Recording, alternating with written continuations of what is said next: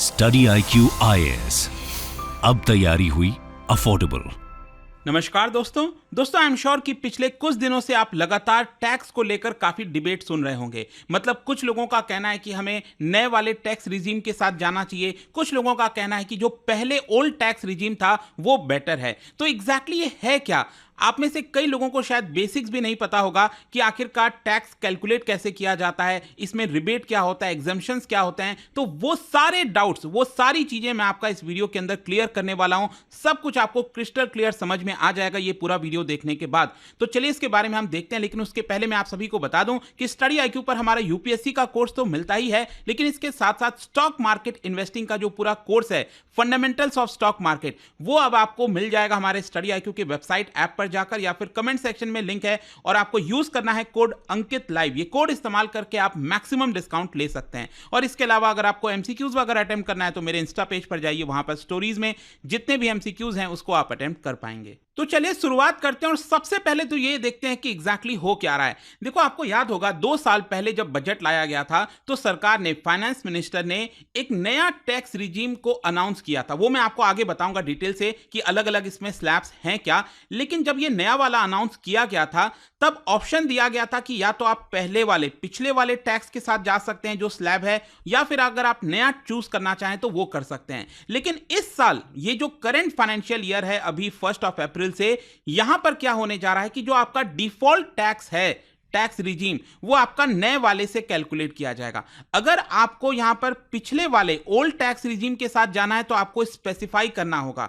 आपको अपने एम्प्लॉयर को पहले ही बताना होगा, जहां पर भी आपकी नौकरी है, जहां पर भी आप काम करते हैं, तो आपको पहले ही उनको सूचित करना होगा कि देखिए, मैं ओल्ड टैक्स रिजीम के साथ जाना चाहता हूं क्योंकि मुझे इसमें ज्यादा फायदा होगा, मुझे नए वाले के साथ नहीं जाना है। क्योंकि जब तक आप ये स्पेसिफाई नहीं करोगे तो ऑटोमेटिकली आपका जो टैक्स कैलकुलेशन है वो नए वाले के साथ जा सकता है, जिसकी वजह से मे भी आपको शायद ज्यादा टैक्स पे करना पड़े। ठीक है, मैं आपको एक एक करके अब बताता हूं। सबसे पहले तो हमें यह समझना है कि आखिरकार जो आपकी इनकम होती है उसके ऊपर टैक्स कैसे कैलकुलेट किया जाता है। देखो, पहले वाला ओल्ड टैक्स रिजीम में अगर आप देखोगे, जो स्लैब है यहां पर आपको कम देखने को मिलेंगे, सिर्फ 4 स्लैब आपको देखने को मिल रहे हैं। लेकिन जो नया वाला टैक्स रिजीम आया है सरकार में, इसने कई सारे टैक्स स्लैब आपको दिए हैं। 1 2 3 4 5 6 के आसपास टैक्स स्लैब देखने को मिलता है। अब क्वेश्चन यहां पर यह है कि अगर मान लो किसी की इनकम है 5 लाख रुपए, ठीक है, तो उसके ऊपर कितना टैक्स लगेगा। अगर आप पहले वाले ओल्ड टैक्स रिजीम पर जाते हो तो यहां पर आप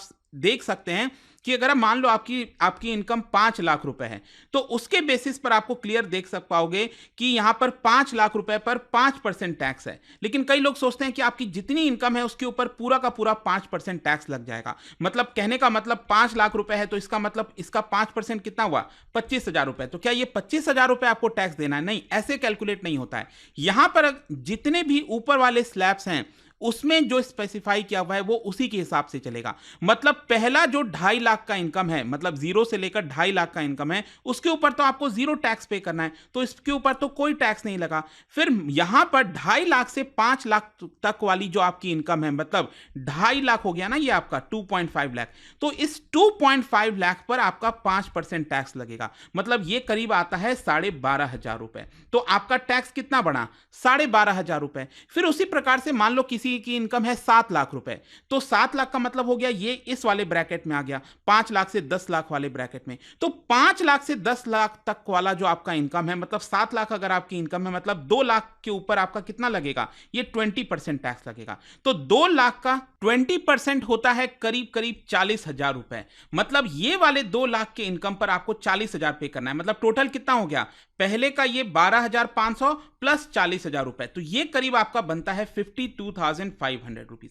आ रहा है समझ में कैसे कैलकुलेट होता है? वैसे जो अगर मान लो किसी की इनकम 10 लाख से ऊपर है, तो 10 लाख से ऊपर वाली जितनी इनकम है ना, मान लो 13 लाख की इनकम है किसी की, तो उस 3 लाख रुपए पर आपका 30% टैक्स लगता है। ठीक है, तो ये टोटल फिर इस हिसाब से कैलकुलेट कर लिया जाता है। मैं आगे रिबेट वगैरह आपको समझाऊंगा, डोंट वरी, लेकिन आई होप आपको समझ में आ गया होगा कि किस तरह से कैलकुलेट होता है। और साथ ही साथ अगर मान लो अगर आप नए वाले टैक्स रिजीम रिजीम में जाते हो, और जैसे कि हम सपोज एग्जांपल लेते हैं 7 लाख का, ठीक है, 7 लाख रुपीस का एग्जांपल लेते हैं, किसी की इनकम है, तो अगर वो नए टैक्स रिजीम के साथ जाता है तो उसका कितना टैक्स लगेगा? देखो, पहले के 3 लाख पर तो कोई टैक्स नहीं है, फिर 3 से 6 लाख पर कितना है? 5% टैक्स है, मतलब कि इस 3 लाख रुपए वाले इनकम पर 5% टैक्स हो गया, मतलब 15,000 रुपए। तो ये 15,000 हो गया। फिर बाकी का 2 लाख कितना टैक्स लगेगा? 2 लाख के ऊपर 10% टैक्स लगेगा, क्योंकि 7 लाख मैंने आपको इनकम बताई, 6 लाख से आपका 9 लाख के बीच में। तो यहां पर 2 लाख का 10% होता है, ये हो गया आपका करीब 20,000 रुपए। अच्छा सॉरी, यहां पर मैं 2 लाख लिख लिया, एक्चुअली ये 2 लाख नहीं है, ये 1 लाख रुपए होगा, ध्यान में रखिएगा, क्योंकि 3 से 6 लाख वाला 3 लाख हो गया, फिर 6 लाख से 9 लाख के बीच में, मतलब आपकी इनकम 7 लाख है, तो 6 लाख टू 7 लाख ये कितना होता है? 1 लाख होता है। तो 1 लाख पर 10% कितना हुआ? ये हुआ आपका 10,000 रुपए, ठीक है। तो टोटल टैक्स कितना निकल कर आता है? इसमें निकल कर आएगा आपका टोटल टैक्स 25,000 रुपए। और मैंने आपको क्या बताया था? पिछले वाले टैक्स रिजीम में अगर आपकी इनकम 7 लाख है, मैंने आपको बताया था, तो इसमें आपका जो टैक्स करीब बनता है वो 52,500 रुपीज बनता है। तो जाहिर सी बात है ना कि कोई भी पर्सन किधर जाना चाहेगा? नए वाले टैक्स रिजीम में जाना चाहेगा। लेकिन इसमें कुछ ट्विस्ट है, वो मैं आपको आगे बताऊंगा। सबसे पहले यहां पर एक रिबेट के बारे में भी सुन लेते हैं कि टैक्स रिबेट होता क्या है। टैक्स रिबेट का सिंपल अर्थ ये हुआ कि इस पर्सन को कुछ रिफंड मिलने वाला है, ठीक है। मान लीजिए आप जो भी इनकम टैक्स पे करते हो और सरकार उस पर आपको कुछ छूट वगैरह देती है, रिफंड देना चाहती है, तो उसी को हम टैक्स रिबेट कहते हैं। और ये आपको मिलेगा जो इनकम टैक्स एक्ट है 1962 का, उसमें सेक्शन 87A में आपको टैक्स रिबेट जो है मिलती है। अब इसमें देखिए क्या है, इसमें यह है कि नए वाले टैक्स रिजीम में आपको 25,000 रुपए का टैक्स रिबेट मिलता है, मतलब आपको रिफंड मिलता है एक तरह से। तो इसका मतलब क्या हुआ? देखो, जैसे मैंने आपको बताया था कि जिसकी भी इनकम 7 लाख रुपए है, यहां पर 7 लाख के हिसाब से कितना टैक्स बन रहा था आपका? 25,000 रुपए। तो अगर आपकी इनकम 7 लाख रुपए तक है तो सरकार आपको रिबेट देगी, और इसलिए आपका लगभग 7 लाख रुपए तक का इनकम टैक्स फ्री हो जाता है, क्योंकि जो आप 25,000 रुपए पे कर रहे हो ना सरकार को, वो सरकार आपको वापस दे रही है, रिबेट दे रही है, ठीक है। तो ये नए वाले के हिसाब से हो गया। वैसे पुराने वाले के हिसाब से आपको सरकार 12,500 रुपए रिबेट देगी। मतलब इसका मतलब यह हुआ कि अगर आप पुराने वाले रिजीम में हो, तो अगर आपकी इनकम 5 लाख तक है, क्योंकि 5 लाख तक पर आपको कितना टैक्स देना पड़ रहा था? ये आपको देना पड़ा था 12,500 रुपए, राइट।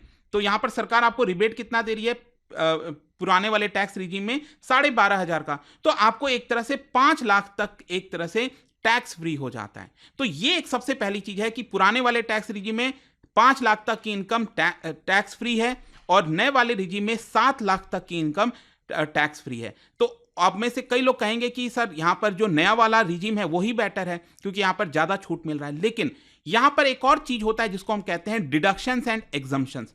डिडक्शंस एंड एग्जम्पशंस का बेसिक अर्थ ये होता है कि मान लो किसी की ज्यादा इनकम है, मान लो किसी की इनकम 7 लाख से ज्यादा है, सपोज 7.5 लाख है मान के चलो, ठीक है। अब वो पर्सन को लगेगा ना कि मैं क्यों 50,000 मेरी इनकम ज्यादा है, काश मुझे टैक्स ना पे करना पड़े। तो उस केस में क्या कर सकता है? जो एक्स्ट्रा 50,000 वो इनकम है ना उसकी, वो कहीं ना कहीं इन्वेस्ट कर सकता है, जिस पर सरकार उसको एग्जम्प्ट करती है टैक्स। मतलब जैसे कि मान लो आपने पीपीएफ के बारे में सुना होगा, पेंशन प्रोविडेंट फंड।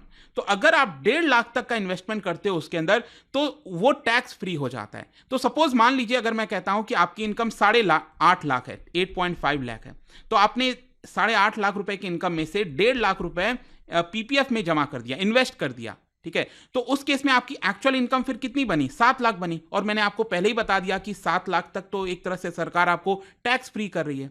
आ रहा है समझ में? तो ये डिडक्शन एंड एग्जम्पशंस क्या है कि पुराने वाले टैक्स रिजीम में बहुत सारा है, और नए वाले टैक्स रिजीम में डिडक्शंस एंड एग्जम्पशंस काफी कम है, वो मैं आपको आगे बताऊंगा। और इसीलिए कहा जाता है कि अगर आप डिडक्शंस एंड एग्जम्पशंस ले रहे हो खूब सारे, होम लोन पर, बहुत सारी चीजों पर, तब आपको पुराने वाले टैक्स रिजीम के साथ जाना चाहिए। लेकिन अगर आप कोई भी डिडक्शन एग्जम्पशंस नहीं ले रहे हो, जैसे कि मान लो आप कहीं पर इन्वेस्टमेंट नहीं करो पीपीएफ में, या फिर आपका होम लोन वगैरह है, उसमें आपका कोई होम लोन है ही नहीं, आपको कोई इंटरेस्ट पे नहीं करना पड़ा है, तो उसकी वजह से ऑब्वियस सी बात है ना कि आप आप यहां पर नए टैक्स रिजीम के साथ जाओगे क्योंकि आपको बेनिफिट नहीं मिल रहा है एग्जेम्पशंस और डिडक्शंस का। तो यहां पर मैं आपको बता देता हूं कि अगर आप पुराने वाले टैक्स रिजीम के साथ जाते हो तो आपको कई सारे डिडक्शंस और एग्जेम्पशंस मिलते हैं। जैसे कि एक तो स्टैंडर्ड डिडक्शन होता है। स्टैंडर्ड डिडक्शन बेसिकली 50,000 रुपए का, एक तरह से आप ये समझिए कि 7.5 लाख रुपए आपकी इनकम है तो 50,000 वैसे ही और सरकार माफ कर दे रही है। तो एक तरह से आप कह सकते हैं कि 7.5 लाख तक टैक्स फ्री है।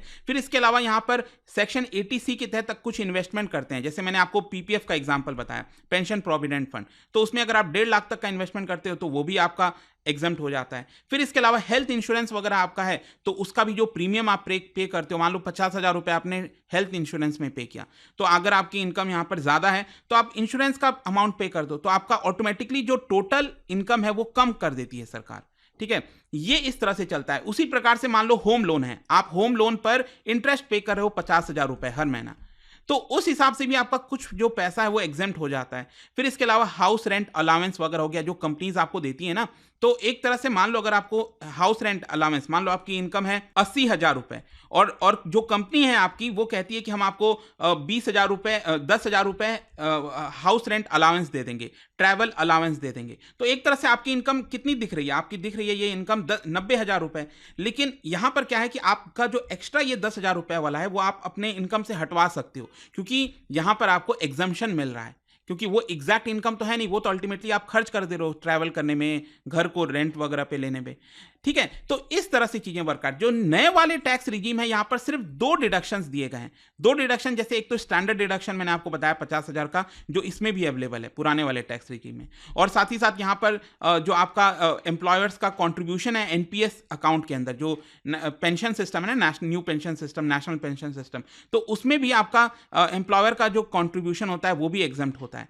तो इसकी वजह से सिर्फ यही 2 आपको एग्जम्पशन मिलते हैं नए टैक्स रिजीम में। तो बस ओवरऑल आपको यह समझना है, जो मैं आपको बताना चाह रहा हूं, कि अगर आप कई सारे एग्जम्पशंस और डिडक्शंस का फायदा लेते हैं तब आपको पुराने वाले टैक्स रिजीम के साथ जाना चाहिए। अगर आप इस तरह के फायदे नहीं लेते हैं तो आपको नए वाले टैक्स रिजीम के साथ जाना चाहिए। सिंपल भाषा में आप, आई होप आपको समझ में आ गया होगा। अब देखो यहां पर एक और इंटरेस्टिंग चीज है, वो है आपका सरचार्ज। मतलब जो लोग एकदम हाई इनकम ब्रैकेट में आते हैं ना, 50 लाख से ऊपर जिनकी इनकम होती है, सरकार उनके ऊपर एक्स्ट्रा टैक्स लगाती है जिसको सरचार्ज कहा जाता है। और इसमें भी मैं आपको बता दूं कि सरचार्ज वाले में भी जो पुराना वाला टैक्स रिजीम है उसमें एक्चुअली ज्यादा आपको देना पड़ेगा और नए वाले टैक्स रिजीम में एक्चुअली आपको सरचार्ज कम देना पड़ेगा। कैसे, मैं आपको बताता हूं। जैसे कि अगर आप देख सकते हो 50 लाख से 1 करोड़ तक की आपकी इनकम है तो आपको एक्स्ट्रा 10% सरचार्ज देना पड़ेगा दोनों वाले टैक्स रिजीम में। अब ये होता कैसे, कैलकुलेट कैसे होता है, मैं आपको बताता हूं। मान लो किसी की इनकम है 1 करोड़ रुपए या फिर जितनी भी इनकम है, उसका टैक्स बनता है, मान लो अगर उसका टैक्स बनता है 20 लाख रुपए, मैं जैसे एक एग्जांपल ले रहा हूं, और सरकार उसके ऊपर एक्स्ट्रा 10% चार्ज करी है, तो 10% ये जो सरचार्ज होता है ना, वो उसके टोटल इनकम का 10% नहीं होता है। जो उसका टैक्स बना, उसका टैक्स कितना बना, 20 लाख रुपए, तो उसका टैक्स 20 लाख है, उसका 10% कितना हुआ, 2 लाख रुपए। तो अल्टीमेटली उसका टोटल टैक्स कितना बढ़ेगा, 22 लाख रुपए। तो इस तरह से सरचार्ज वर्क करता है। मतलब उसके इनकम पर टोटल कैलकुलेट नहीं होता है, उसका जो टैक्स बना उसके टैक्स के ऊपर ये परसेंटेज हम कैलकुलेट करते हैं और उसके टोटल टैक्स में ऐड कर देते हैं। फिर उसी प्रकार से 1 करोड़ से 2 करोड़ के बीच में जिसकी इनकम है उसके ऊपर 15% का सरचार्ज होगा। जिसकी इनकम 2 करोड़ से 5 करोड़ तक है उसके ऊपर 25% का सरचार्ज होगा। आप समझिए। और मान लो अगर किसी की इनकम 5 करोड़ से भी ऊपर है तो पुराने वाले टैक्स रिजीम में उसको 37% का सरचार्ज देना पड़ता था, लेकिन नए वाले टैक्स रिजीम में उसको सिर्फ 25% का ही सरचार्ज देना पड़ेगा।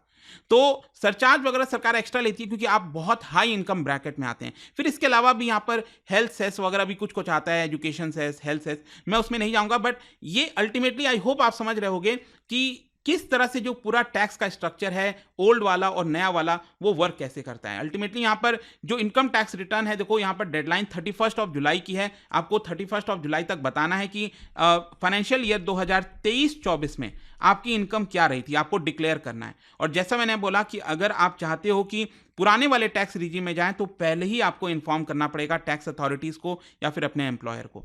तो इस तरह से पूरा वर्क करता है। और जाने से पहले एक इंटरेस्टिंग क्वेश्चन, क्या बता सकते हैं, विच income from the following is partially exempted. कौन सा इनकम इसमें से पार्शियली, ध्यान से सुनिएगा, पार्शियल की मैं बात कर रहा हूं, फुल्ली एग्जाम की बात नहीं कर रहा हूं। इसका राइट आंसर आप सबको पता है, मेरे इंस्टाग्राम पर तो मिलेगा ही, वहां पर अगर आप नहीं हो कोई बात नहीं, टेलीग्राम से ले सकते हैं इसका सही उत्तर। मैं कई सारे जो एमसीक्यूज हैं वो यहां पर स्टोरीज में डालता रहता हूं। अगर आपको पीडीएफ चाहिए तो टेलीग्राम पर आइए, अलग अलग सोशल मीडिया पर आप जुड़ पाओगे। और जैसा मैंने आपको बताया, अगर आप यूपीएससी की तैयारी कर रहे हैं, कोई भी बैच चाहते हैं, you can just use this code Ankit live, ताकि आपको मैक्सिमम डिस्काउंट मिल जाए। आई होप कि वीडियो आपको पसंद आया होगा। मिलता हूं आपसे next time, till then thank you very much, see you soon. Study IQ IAS, अब तैयारी हुई अफोर्डेबल।